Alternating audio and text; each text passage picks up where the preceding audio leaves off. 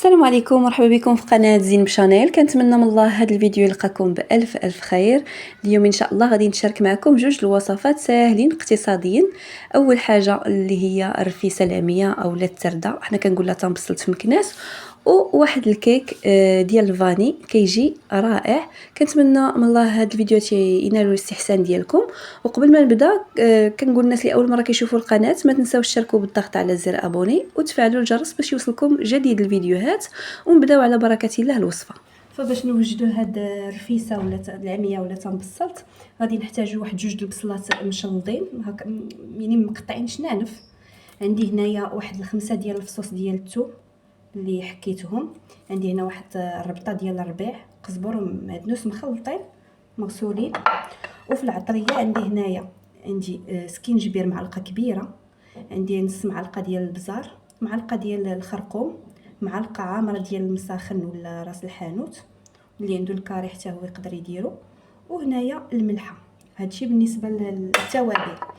عندنا هنايا حب رشاد، عندنا هذا الفليو كيجي واعر فيها، واحد الراس ديال الثومه هكا صاين، واحد المعلقه ديال الحلبه، وعندي هنايا واحد الكاس ديال العدس اللي فزقته واحد ساعتين قبل ولا ليله، المهم تفزقوه باش ما يتحليناش في الطياب. وخلاص المطيشه، هنايا عندي مطيشه خلطت في هاد السوريز حلوه، وهذه مطيشه عاديه وحده حكيتها، وهنايا درت واحد الحبيبات ديال السوريز وزيت البلديه ومعلقه ديال السمن. فهنا نصيب غنديروا البصله ديالنا، البصله والثومه، نضيفوا العدس،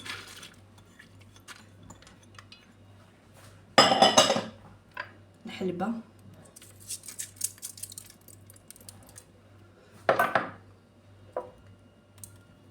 مطيشه ديالنا، هنايا السمن، العطريه كامله. وغادي ندير زيت الزيتون.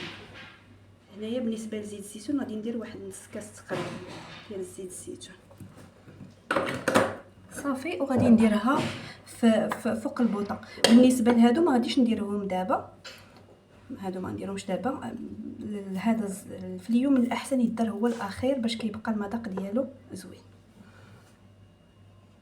صافي هنا شعلت عليه البوطه وغادي نخليه يتشحر شويه. هنا راه كاين الماء ديال المطيشه طالق، يعني ماشي غادي نشحروه في الزيت، لا غادي يكون حتى الماء هنايا غير باش يدخلوا العطريه لذاك العدس وهذا. وغادي نسميتو نزيدوا عليه الماء نمرقوا الطاوه. هنا من بعد ما تشحرات واحد شويه غادي نمرقوا. بالنسبه للماء غادي نديروا الماء الكافي، تقريبا واحد لتر ونص حتى 2 لتر ديال الماء، باش حيت راكم عارفين كتبغي هذا الرفيسه كتبغي المرقه. صافي هنايا زدت الربيع ديالي. بالنسبه للناس اللي عندهم القديد يقدروا يديروه، كيجي فيها رائع. انا ما متوفرش عندي ما درتوش.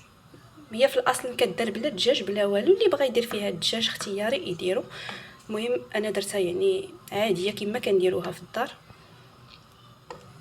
صافي غادي نتسنى على الطاوه تغلى ونسد عليها ونحسب لها واحد نص ساعه تقريبا. صافي بين ما طابت البصله وداك العدس وصافي. الا كان القديد راه خصو وقت تيقبض زعما الوقت في الطياب.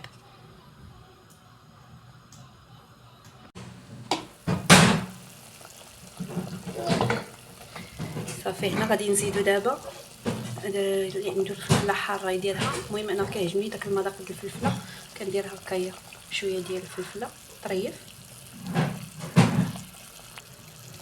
وغادي نزيد هنايا الثومه. صافي هنايا راه العدس تقريبا قرب يطيب، البصيله راه طابت. غادي نزيد غير جهد باش طيب الثومه وتلقى المذاق ديالها. وفي الاخر غادي نرمي هاد الحب رشاد وفلي.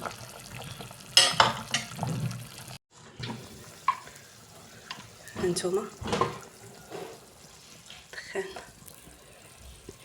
هنايا طابت الثومه صافي كلشي طايب، بصله معسله.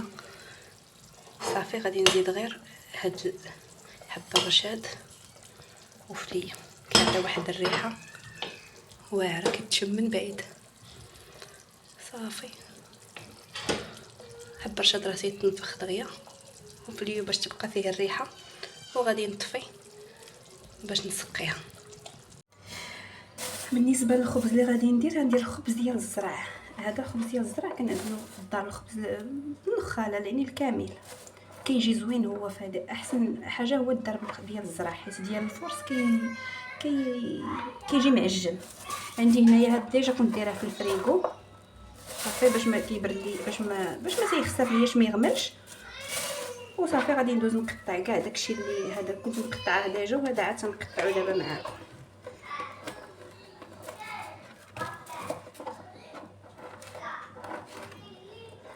هكا غادي ندوز باش نديرو في الكسكاس يفور واحد شويه باش يشرب ليا المرقه صافي، وغادي نحطوه ان شاء الله.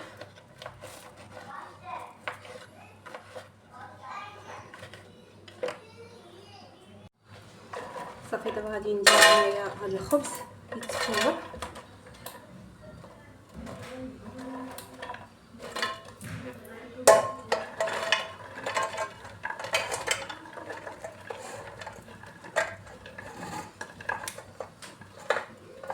ندوز باش نسقيه.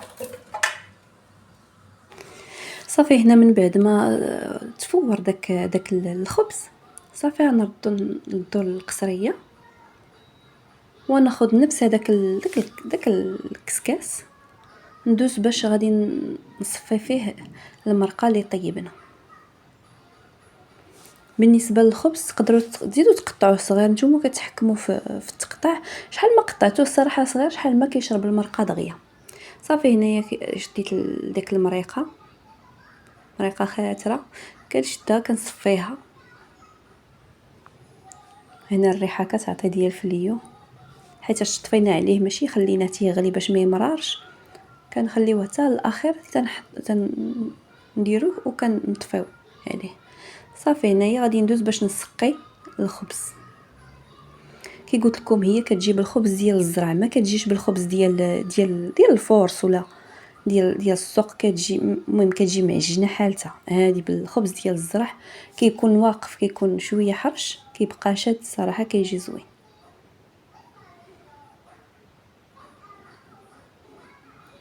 صافي كنسقيها كامله وكتغطيوها وتخليوها واحد شويه تشرب داك المرقه. بغيتو كاع تخويو الخبز ديروه في الكوكوط وتسقيوه تماك، عاد تخويوها حتى هكا مزيان تتبقى محافظه على السخونيه ديالها.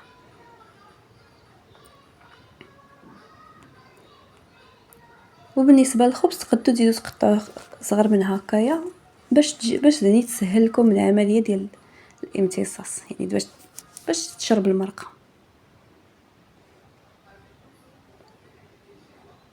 هاد الوصفه هذه كترجع بينا للطفوله. دابا الصراحه قليل اللي بقى كيدير هادشي، اكثريه الناس ما كيعجنوش، يعني كي قلت لكم بالخبز الاخر ما كتجيش زوينه، هاد الخبز كتجي مزيانه.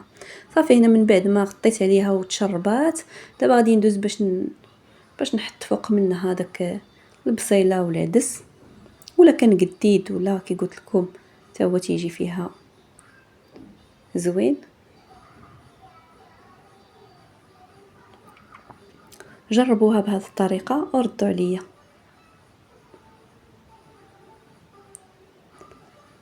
انا ما كتعجبنيش بالخضره، كاين اللي كيدير فيها الخضره صراحه، المهم انا بالنسبه ليا ما كتعجبنيش بالخضره.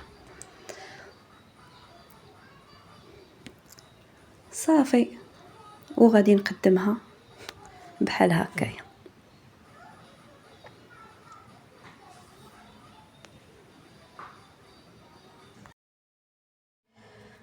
هنا غنصاوب واحد الكيكه ديال الفاني وكنزوقها بالمكسرات. عندي فيها هنايا 4 ديال البيضات، 3 ها الرابعه. غادي نزيد عليهم واحد الكاس ديال سنيده،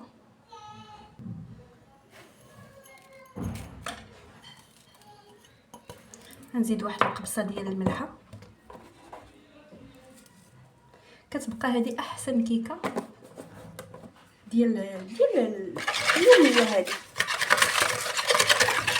ونزيد لها واحد الساشي د الفاني.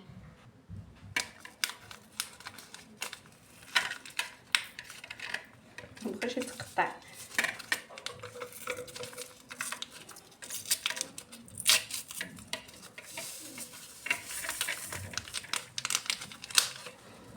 صافي غنخليها حتى تذوب ديك السنيده. اصلا السر في الكيكه باش كطلع هي سنيده تكون دايبه. الا ما دابتش السنيده كتهبط لنا الكيكه كاع ما كطيب.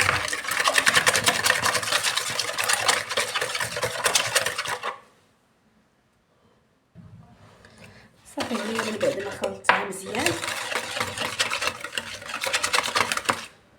كتشوفوا دارت رغوه. بغيتو تضربوها بالباطور ضربوها، بغيتو تضربوها بالخلاط ديال ميكسور ديال العصير ضربوها، بغيتو ديروها فوق شي كاسرونه هكايا فيها بامه غير واحد شويه باش تذوب لكم سنيده ديروها. المهم اللي جاتكم ساهله. انا معكازه ما ندير حتى حاجه من هادشي، خلطتها غير بالفوي هنايا في البانيو. وغادي نزيد كاس اللارب ديال الزيت.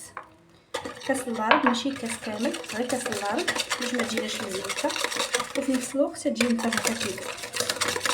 صافي غنخلط وغادي نضيف من موراه ياغورت دانون. اللي ما بغاش دانون يدير كاس د الحليب مع الخل يكب فيه الخل كيولي بحال شكل اللبن، ولا كاس د اللبن اللي بغيتو. انا دانون ديال الفاني كتجي فيه نكهه الفاني مجهده، والكيكه اصلا دايرها بنكهه الفانيليا.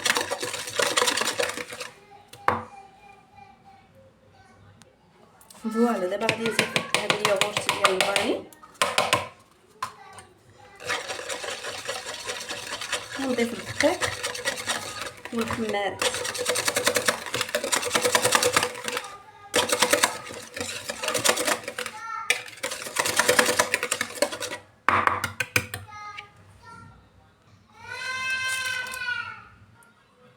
هنا بالنسبه للدقيق غادي ندير الكاس الاول ديال الدقيق، غادي نضيف 2 ساشيات ديال البيكنج باودر. هنا عندي 16 غرام خمارات عمر جوج ولا جوج معالق ديال الخمارات على حسب. وغادي نزيد الكاس الثاني.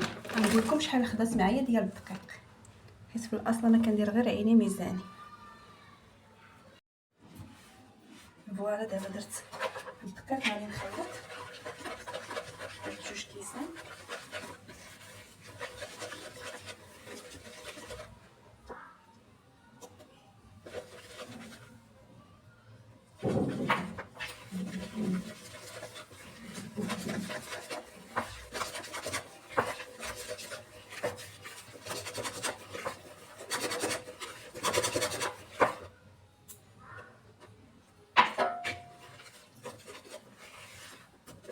خدات معايا 3 الكيسان ديال الدقيق. المهم كيكه كلشي كيعرف ان كيكه كدير فيها رقم تدير فيها 8 وما كترجعش دغيا. هي الكيكه مزيانه. انا هاد الكيكه بالضبط مع فيها الضالون ماشي فيها الحليب فيها يوغورت كتجي شويه بحال شويه ثقيله. الا كان فيها الحليب كنخليوها خفيفه شويه على هادي. صافي غادي ندير اللمسه الاخيره اللي هو الخل، واحد المعلقه ديال الخل باش يحيد داك الزفوره وفي نفس الوقت تجي طريه ومنفوخه.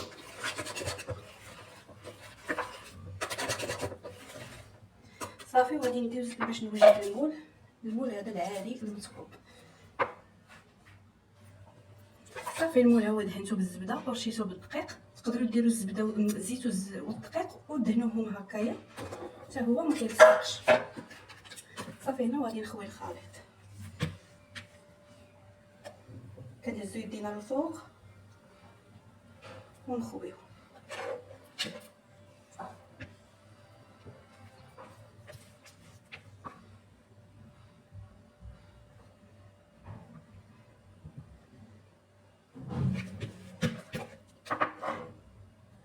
صافي دابا غادي نوجد غير هاد المكسرات. كندير فيهم شويه ديال السنيده، واحد شويه ديال الدقيق باش ما يهبطوليش لتحت،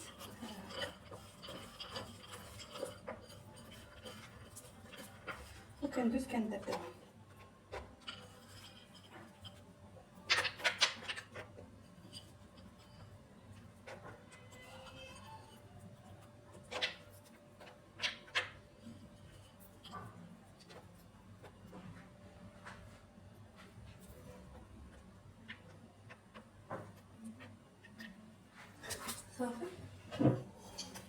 غنزيد شويه ديال الفيرميسيل.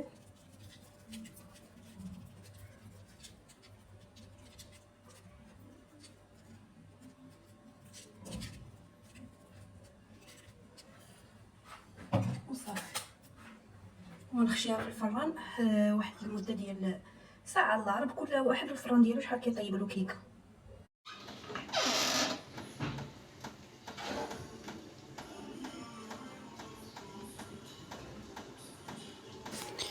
صافي هنايا من بعد ما طابت ليا الكيكه صافي دغيا كنتدي موله كتجي محمره كامله. صافي كنحطها في طبسيل وكندهنها بالكونفيتور. هنا باش تعطيني بالكونفيتور ولا ناباج ولا كان كونفيتور جاري مزيان ما كانش، المهم اي حاجه غير باش تعطيها ديك اللمعه.